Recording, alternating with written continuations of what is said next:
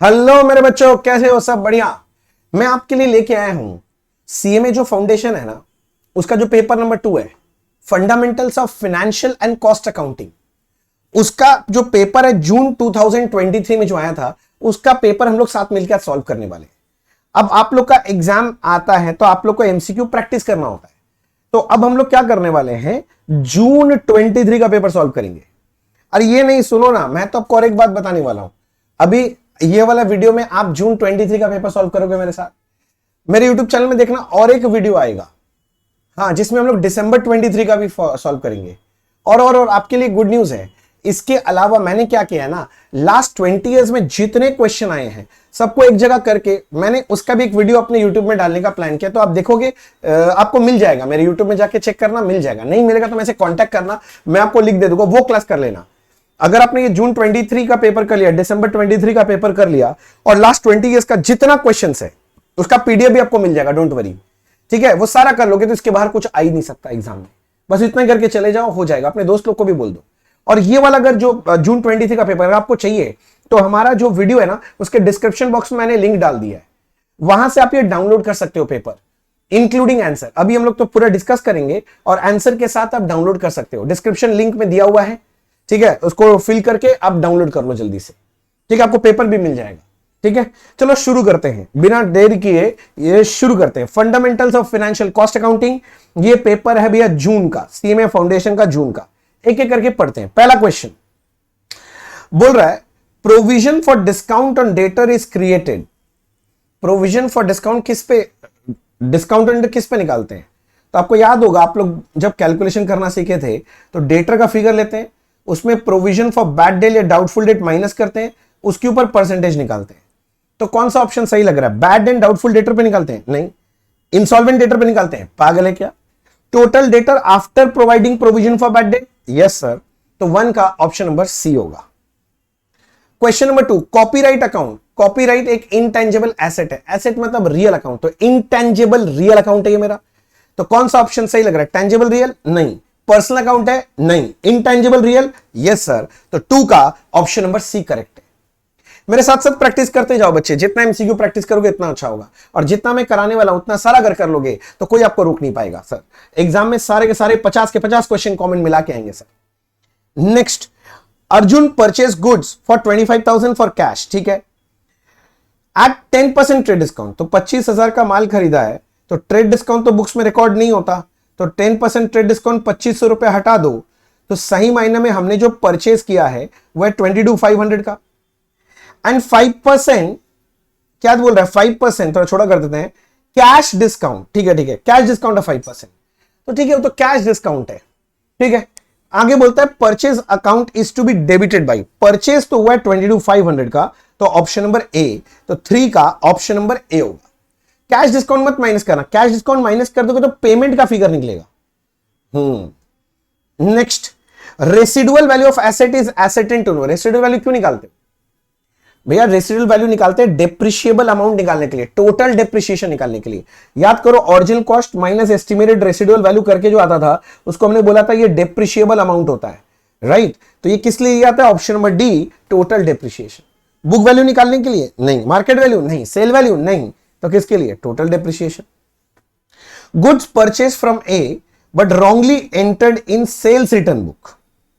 तो परचेज था तो ये मेरा एक्सपेंस था, ठीक है ना। गुड्स परचेज फ्रॉम ए, मैंने परचेज किया था ऐसे, तो मेरा एक्सपेंस है।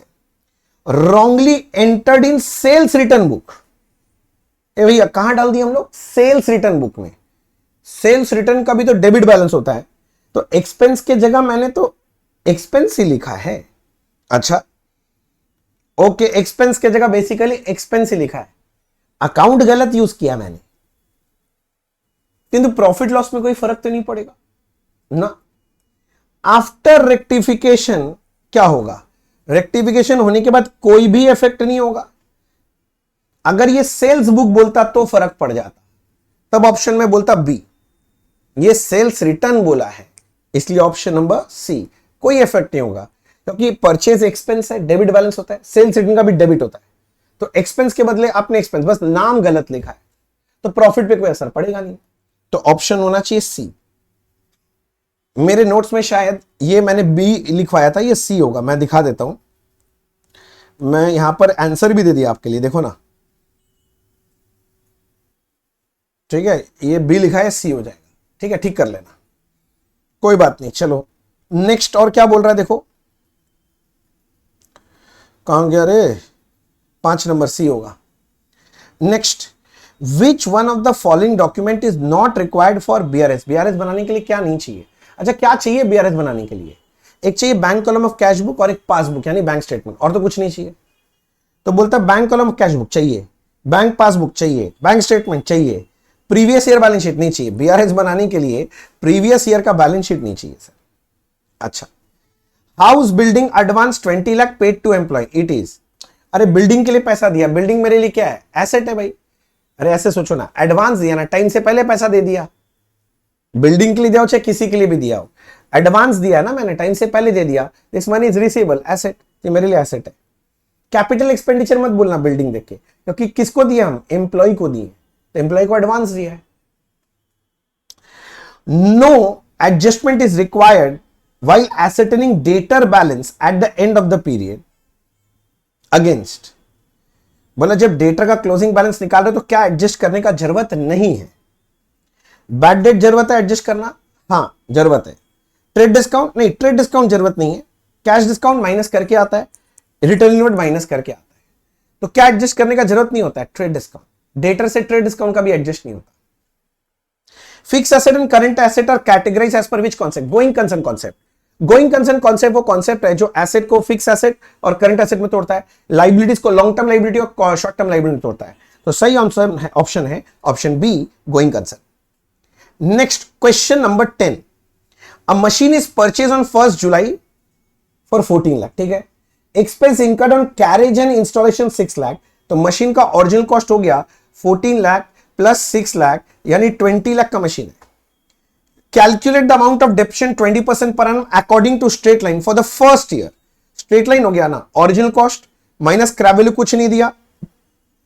अच्छा ये सब तो लगाना ही नहीं है क्योंकि रेट दे दिया है, तो डायरेक्टली 20% लगाओ ना।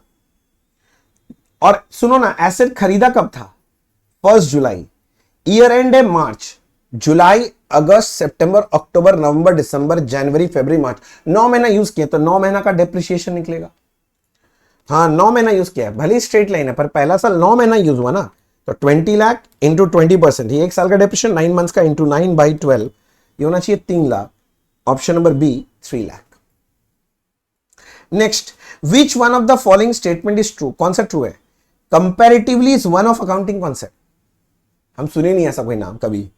Accounting is concern with both monetary and non monetary transaction, नहीं, मनी मेजरमेंट कौन से बोलता है? सिर्फ मॉनिटरी ट्रांजैक्शन रिकॉर्ड होता है, नॉन मॉनिटरी तो रिकॉर्ड ही नहीं होता ना।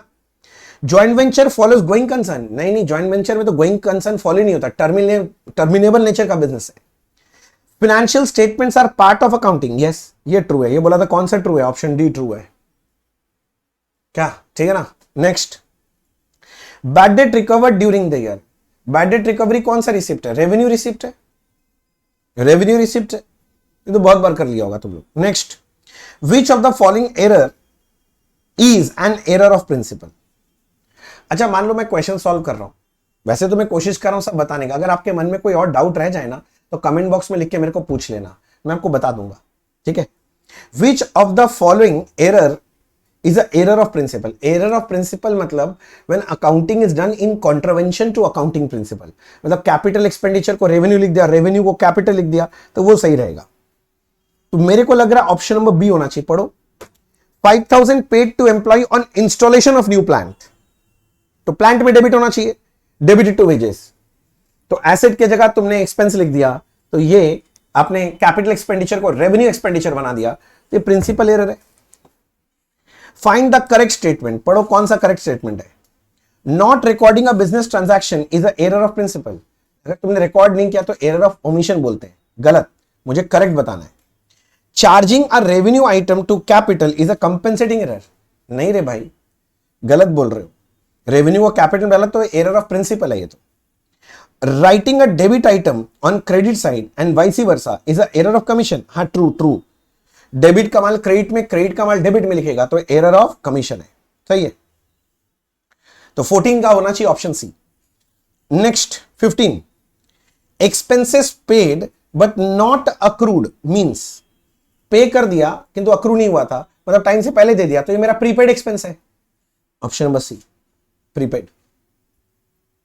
बोलो पहला 15 क्वेश्चन झपाझप हो गया। एग्जाम में भी तुम लोग को इतना टाइम देता है, मेरे इतना टाइम लगने का नहीं, फटाफट हो जाता है। Next 16, X sent out goods to Y costing 1,50,000, goods का कॉस्ट है 150, goods are to be sold at cost plus 25 on sale price. Cost plus 25 of sale price क्या होता है? Cost plus 25। तो कॉस्ट प्लस 25 मतलब सीपी एसपी प्रॉफिट, प्रॉफिट 25 है cost के ऊपर, तो सेलिंग प्राइस क्या होगा? 125। तो इसका अगर सेल प्राइस निकालो तो कॉस्ट को कॉस्ट से डिवाइड कीजिए, ये कॉस्टिंग था, सेल प्राइस पता करना है तो सेल प्राइस से मल्टीप्लाई कर लीजिए। अब सेल प्राइस क्यों निकाल रहे हैं? ऐसे ही दिया था तो लग रहा था निकाल लेते हैं, पता नहीं क्या मांगा है अभी तक। बोलता है the consignor asked consignee to pay advance for an amount equivalent to 60% of sale value. तो टोटल सेल वैल्यू अगर 187,500 है तो इसका 60% एडवांस होगा, तो इसका 60% करते हैं तो आएगा 112,500। अमाउंट ऑफ एडवांस कितना है? Option number D 1,12,500, 1,12,500। चलो question number 17, which of this account is not open in books of consignor. Consignor के बुक्स में कंसाइन अकाउंट बनता है, हाँ। गुड सेंड बनता है, हाँ। कंसाइनी बनता है, हाँ। क्या नहीं बनता? कमीशन। कमीशन तो कंसाइनी के बुक्स में बनता है। बोला कंसाइनी के बुक्स में नहीं बनता, कमीशन नहीं बनता, वो तो कंसाइनी के बुक्स में बनता है। Okay 18, for closing stock held by consignee which account must be debited to. The closing stock के लिए हम लोग कंसाइनमेंट स्टॉक अकाउंट यूज करते हैं, तो option number A consignment stock.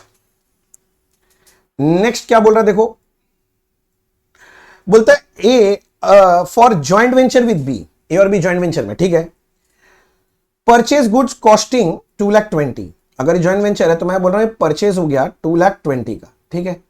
B sold 80% of the goods, sale कर दिया 2,80,000 में, 80% माल बेच दिया, तो 20% क्लोजिंग स्टॉक बचना चाहिए। Balance of the goods were taken over by B, तो बी ले गया तो क्लोजिंग स्टॉक बी ले रहा है, कॉस्ट प्लस 10%। अच्छा सुनना, जो मेरा माल था वो तो 220 का था, 20% माल बचा था 44 का, इसका बोल रहा है 10% ऊपर लेके जा रहा है, तो 220 का 20% माल बचा मतलब 44, इसको 10% ज्यादा वैल्यू करो तो 48,400 आ रहा है। बोला प्रॉफिट क्या है, तो प्रॉफिट निकालो ना, कौन मना किया, सब अगर लिख दिया तो डिफरेंस का फिगर प्रॉफिट है 48,400 प्लस 2,80,000 माइनस इधर में 2,20,000, 1,08,400 का प्रॉफिट है। ऑप्शन नंबर सी आएगा। अब आप लोग का एमसी एकदम फटाफट होना चाहिए, मतलब देखते ही आंसर में कूद पड़ना है, ऐसा हो जाना चाहिए। Next, if bill is drawn on 3rd July 2022 for 40 days payment, 40 दिन ऐड करना है भाई साहब, 40 दिन आगे जाना है, मैं जुलाई में खड़ा हूं, जुलाई में होता है 31 डेज, लीव द फर्स्ट 3 दिन माइनस करो, 28 डेज गया, 12 दिन बचा, जुलाई के बाद आएगा अगस्त, 40 डेज ऐड किया तो 12 अगस्त, 3 डेज ऑफ ग्रेस ऐड किया तो 15 अगस्त, बट 15 अगस्त तो पब्लिक हॉलीडे है, तो इसको एक दिन से प्रीपोन, एक दिन पीछे आ जाओगे तो 14 अगस्त आंसर हो जाएगा, 14th अगस्त। Del creditor commission in consignment business is generally payable, किस लिए देते हैं? बैड डेट को बियर करने के लिए। किंतु भैया पूछा ये सब थोड़ी ना है, पूछा किस पे कैलकुलेट करते हैं, तो आंसर है टोटल सेल, सारे सेल पे निकालते हैं, कमीशन तो टोटल सेल पे निकलेगा। At the time of dishonour of endorse bill, मैंने कोई बिल एंडोर किया था, डिसऑनर हो गया, ठीक है। Which one out of this account will be debit by draw. अच्छा हम ड्रॉर हैं तो एंडोर्स बिल डिसऑनर का एंट्री होता है debtor account debit to creditor, ठीक है ना।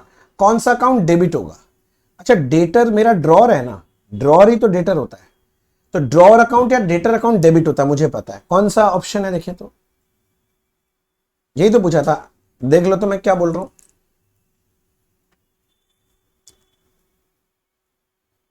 ड्रॉर किसको डेबिट करेगा, ड्रॉई अकाउंट को या डेटर अकाउंट? ड्रॉर लिख दिया था मैं, ड्रॉई अकाउंट या डेटर अकाउंट, तो ड्रॉई, option number B.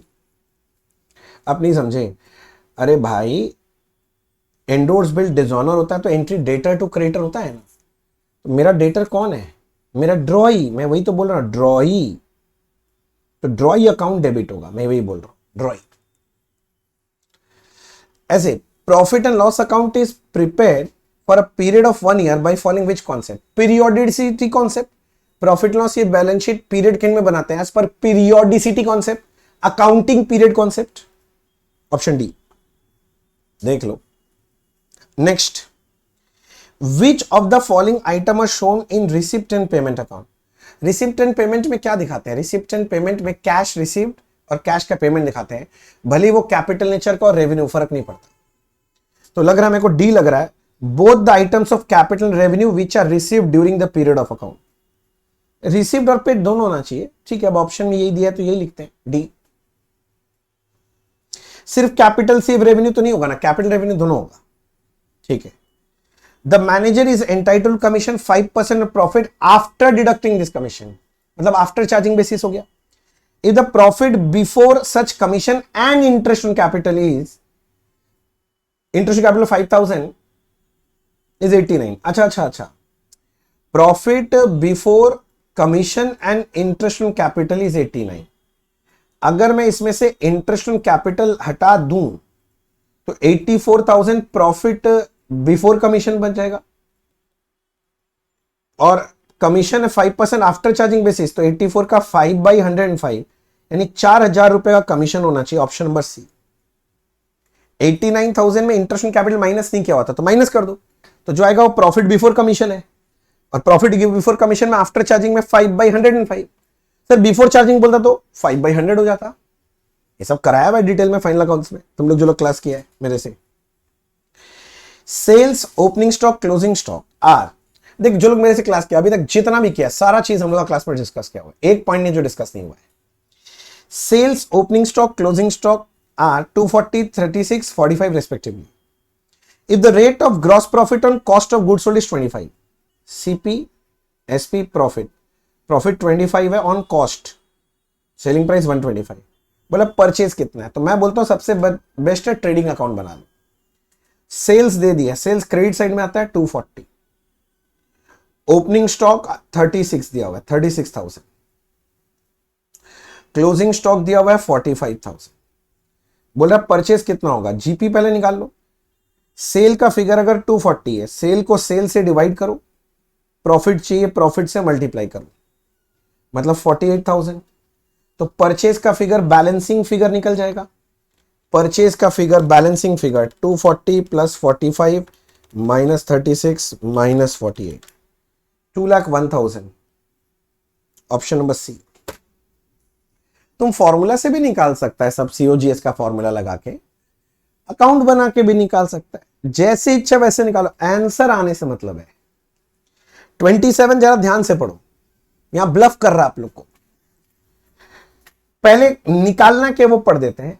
What amount will be shown as subscription outstanding at the end of the year in balance sheet? Outstanding कितना सब्सक्रिप्शन देना बाकी है, ठीक है। बोल रहा subscription received during the year 50,000, तो रिसीव्ड कितने रुपए का दे रखा है, रिसीव्ड 50,000, ठीक है। आउटस्टैंडिंग पूछा है, subscription outstanding at the beginning of the year 6,000, तो बिगिनिंग ऑफ द ईयर मतलब ये पिछले साल का क्लोजिंग यानी इस साल का ओपनिंग आउटस्टैंडिंग है, तो ये इस साल मिल गया होगा 6,000, पर ये इस साल के लिए नहीं मिला है, तो इस साल का कितना मिल गया, 44 मिल गया हमको। टोटल 50,000 मिला, जिसमें से 6,000 तो इस साल का मिला है, तो 6,000 पिछले साल का मिला है, यानी 44 तो इस साल का सब्सक्रिप्शन मिला है।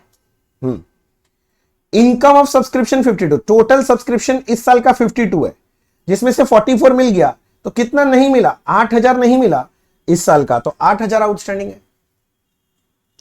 अरे इनकम मतलब सब्सक्रिप्शन फॉर द ईयर 52,000 है, और टोटल 50 में 6,000 इस साल का नहीं मिला है, तो बाकी इस साल के लिए कितना मिला, 44, तो 52 में से 44 इस साल का मिल गया, तो इस साल का कितना नहीं मिला, 8,000, वही आपका अक्रूड या आउटस्टैंडिंग सब्सक्रिप्शन है।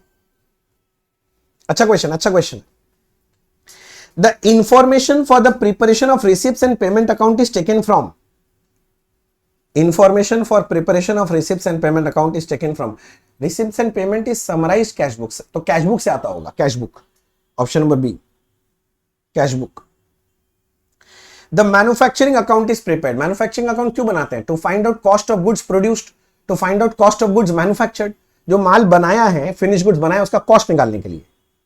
तो ऑप्शन नंबर बी है to ascertain the cost of manufactured goods manufactured, option B 29 B.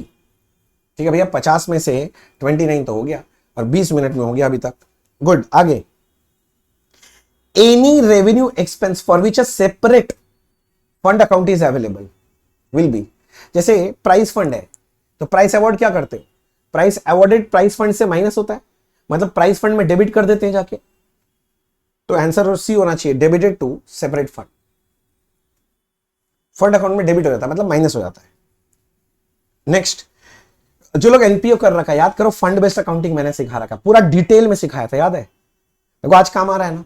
कुछ बच्चा लोग उस वक्त हमको बोला था भैया आप क्यों सिखाते हैं, देखिए इसीलिए, ये एक छोटा सा क्वेश्चन जानने के लिए, एक लाइन जानने के लिए वो 1.5 घंटे का डिस्कशन जरूरी था। Next 31, the receipts and payment account shows advance subscription 6000। अच्छा, रिसिप्ट्स एंड पेमेंट अकाउंट में एडवांस सब्सक्रिप्शन लिखा हुआ अलग से 6000, करंट ईयर सब्सक्रिप्शन 44,500। अच्छा, अलग से दे दिया है कि इस साल के लिए कितना सब्सक्रिप्शन मिला है 44,500, इसके अंदर एडवांस सब्सक्रिप्शन घुसा हुआ नहीं है, करंट ईयर बोला, करंट ईयर। आउटस्टैंडिंग सब्सक्रिप्शन 4,500 इस साल का है। How much subscription credited to income and expenditure, तो इस साल के लिए मिला 44,500 है, इस साल का आउटस्टैंडिंग 4,500 है, तो टोटल होगा 49, तो करंट ईयर का सब्सक्रिप्शन है 49,000। समझ रहा है? लॉजिकली सोचो, रट के आया होगा तो गलत हो जाएगा ये क्वेश्चन। चलो ठीक है, एनपीओ डिटेल में देखना है तो मेरा यूट्यूब चैनल में दिया हुआ भी है एनपीओ का, अगर आप लोग क्लास अगर मेरे से नहीं कर रखे, करके रखें तो आपको पता है ये सब चीज। विच of the statement is true, कौन सा इनमें से सही है? बोलता है true, true. Fix asset minus current liability current asset होता है, पागल कहीं का। Discount on bill is a loss for drawer, हाँ ड्रॉवर के लिए तो लॉस है। गेन फॉर ड्रॉई, नहीं नहीं, डिस्काउंट ऑन बिल से ड्रॉई का क्या लेना देना है। Profit and loss account covers a period and not the position of particular, हाँ ट्रू। प्रॉफिट एंड लॉस में उस पीरियड का रिजल्ट निकलता है, उस दिन का नहीं, उस साल का। ऑप्शन सी करेक्ट है, ट्रू बोला था। 32 का C. Closing stock appearing in trial balance is shown in, trial balance में अगर क्लोजिंग स्टॉक है तो वो बैलेंस शीट के एसेट साइड में दिखाया जाता है। ये वाला क्वेश्चन इतना फेवरेट है ना, हर बार देता है ये वाला, पता नहीं क्यों। Which one of the following is not prepared by non-profit organization? Non-profit organization क्या बनाता है? Receipts and payments, income and expenditure, balance sheet, बस। पहला ऑप्शन है पीएल ना, नॉट प्रिपेयर्ड, तो पीएल नहीं बनाता, वो लोग इनकम एंड एक्सपेंडिचर बनाते हैं। Next, when no separate set of books are maintained but each co-venturer keeps records of all transaction, then goods are purchased by co-venturer for the venture, the account debited. अरे purchase करेगा तो joint venture debit to cash जाएगा, तो भैया joint venture debit होगा, तो वही बोला डेबिट किस में होगा? ज्वाइंट वेंचर में होगा। भैया ज्वाइंट वेंचर खर्चा तो ज्वाइंट वेंचर डेबिट, इनकम है तो क्रेडिट। अब देखो कॉस्ट से क्वेश्चन पूछ रहा है, प्राइम कॉस्ट में B correctly termed as, prime cost का मतलब होता है direct material plus direct labour plus direct expense. It is the summation of all the direct cost. बोलता है पहला option, the sum of direct material direct labour cost with all other cost excluded, नहीं नहीं direct expense भी आता है। the total of all cost item which can directly charge to product, हाँ हाँ सारा डायरेक्ट आएगा, सारा डायरेक्ट। ऑप्शन बी सही लग रहा है, देखो बी। बाकी ऑप्शंस में पढ़ नहीं रहा हूं क्योंकि बेकार पढ़ के टाइम वेस्ट करने का कोई मतलब नहीं, जो है जब सही ऑप्शन ही पता चल गया तो बाकी पढ़ना ही क्यों है फिर। एग्जाम का तरीका बता रहा हूं सर, टेक्निक है ये, सही ऑप्शन मिल जाए तो बाकी देखने का जरूरत ही क्या है भैया, ऑल ऑफ दिस देखने के लिए। हाँ ठीक है, वो देखा जाएगा, वो दिख जाता है। Prime cost plus factory overhead को हम लोग बोलते हैं फैक्ट्री कॉस्ट, हाँ option number D factory cost. Which statement is not true, कौन सा सही नहीं है? Replacement cost is the current market cost of replacing asset और a material, true. Cost account provide information for determination of profit and loss, हाँ true. Bad debt हाँ customer पैसा मार के भाग गया। लीगल चार्जेस, ठीक है, फॉर रिकवरी ऑफ डेट्स, अच्छा are considered as selling and distribution, ना ना ना ना ना ना ना ना ना, ये तो रिकॉर्ड ही नहीं होता मुन्ना, ये तो फाइनेंशियल नेचर का आइटम है, ये तो कॉस्ट में रिकॉर्ड ही नहीं होता। इंप्यूटेड कॉस्ट और हाइपोथेटिकल कॉस्ट, हाँ इंप्यूटेड मतलब नोशनल कॉस्ट, हाइपोथेटिकल कॉस्ट ही है, ठीक है। तो option C not true. 39 which one is false, इनमें से कौन सा झूठ है? अच्छा ध्यान देना, फॉल्स बोला, ट्रू नहीं बोला, false. Fixed cost per unit increases with increase in output, false. यही पहला ऑप्शन ही है, फॉल्स है, क्योंकि जैसे आउटपुट बढ़ेगा fixed cost per unit decrease करता है, डिक्रीज करता है, डिक्रीज करता है। Which costing method is used by spare part manufacturing company? Spare part के लिए तो बैच कॉस्टिंग बेस्ट है, बैच कॉस्टिंग। अच्छा बोले तो फार्मास्यूटिकल कंपनी के लिए कौन सा अच्छा है? Process costing. ये फार्मास्यूटिकल इसलिए पूछा क्योंकि काफी कॉमन है, पूछता है कई बार। प्रिंटिंग इंडस्ट्री के लिए कौन सा अच्छा है? Job costing. ये सब ज्यादा पूछता है, प्रिंटिंग इंडस्ट्री। तुम लोग का इंस्टीट्यूट का बुक में वो लिस्ट दिया हुआ है, कौन सा इंडस्ट्री के लिए कौन सा कॉस्टिंग मेथड अच्छा है, वो रट लेना, उसमें से एक क्वेश्चन तो आता ही है हर बार, एक तो देगा ही। Cost of rectification of defective articles are treated as production overhead. अगर आपका कोई डिफेक्टिव आर्टिकल उसको ठीक करके वापस बेचेंगे, ठीक करने में खर्चा लगेगा, तो प्रोडक्शन ओवरहेड का पार्ट है। याद रखना ये बात, प्रोडक्शन ओवरहेड का पार्ट है। अच्छा, wages for abnormal idle time are charge to.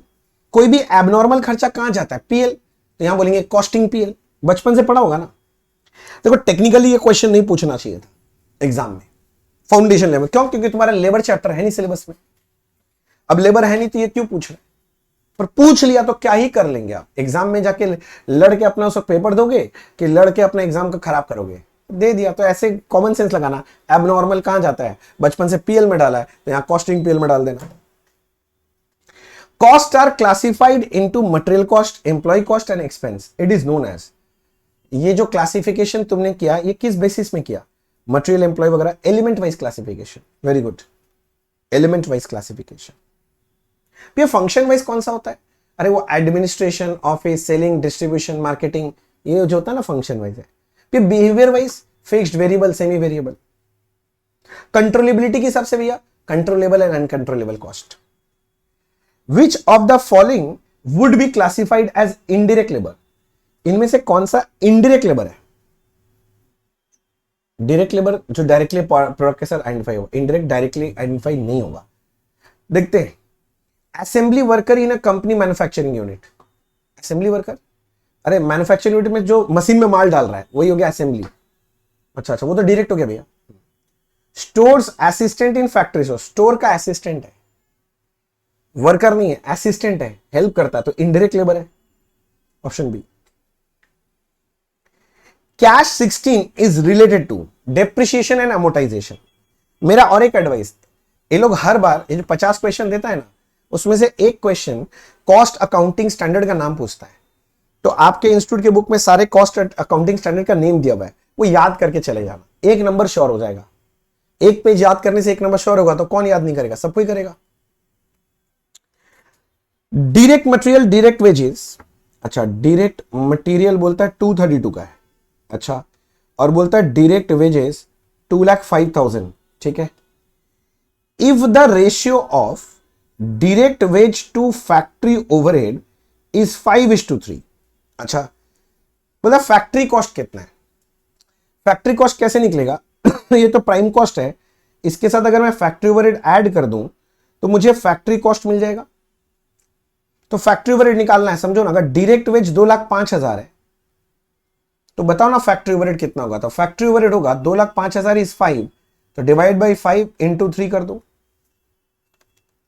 2,05,000 divide by 5 into 3, 1,23,000 factory overhead आ गया।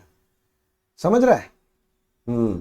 तो मैं बोल रहा हूं 1,23,000 फैक्ट्री ओवरहेड जोड़ दो इसमें, 2,05,000 और 232, 560 आ रहा है। 5,60,000 फैक्ट्री कॉस्ट आ रहा है, तो 560 होगा। क्या हुआ? क्या दिक्कत है बता? आधा घंटा में 46 क्वेश्चन तक पहुंच गए, 4 क्वेश्चन और है, सोचो। हाँ तुम लोग भी 1 घंटा का पेपर आराम से 30-40 मिनट्स में फिनिश कर सकता है, फिर रिवीजन भी कर लेगा। From the following information find out purchase of raw material when raw material consumed is 26,500। Closing stock इतना है और ओपनिंग अच्छा है। रॉ मटेरियल कंज्यूम का फॉर्मूला याद होगा, opening stock plus purchase minus closing stock.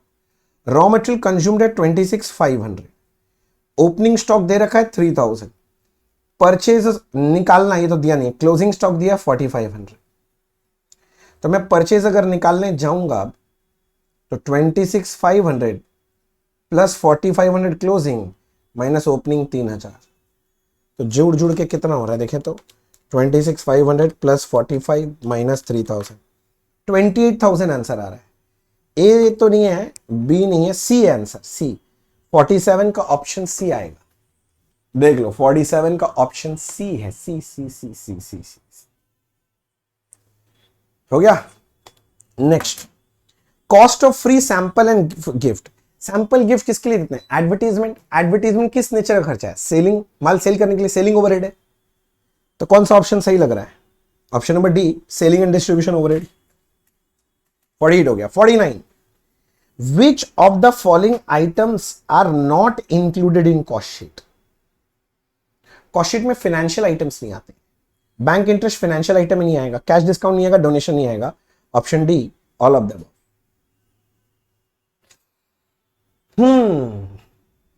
Next, which of the following is not relevant cost? तो ये बहुत कॉमन है, बहुत बार आता है। संक कॉस्ट, ये रेलिवेंट कॉस्ट नहीं है, क्लास में समझाया हुआ है। संक कॉस्ट मतलब जो खर्चा हो गया, जो खर्चा कर ही दिए, तो फिर डिसीजन लेने के लिए उस खर्चे का कोई यूज ही नहीं है, करने से पहले सोचना पड़ता है। खत्म खत्म खत्म। तो भैया हम लोग ये कौन सा वाला पेपर सॉल्व किया अभी? देख लो भाई साहब, फिर से जो लोग भूल गए हैं, ये हमने पेपर सॉल्व कर लिया कर लिया कर लिया कर लिया। कहां गए? बहुत सारा है, 50 क्वेश्चन है भैया, आ गया। हमने जून 23 का ये पेपर सॉल्व कर लिया बच्चे। मैं आगे बता रहा हूं, आप मेरे यूट्यूब चैनल में जाके सर्च करो, जून के बाद दिसंबर 23 का भी पेपर रहेगा।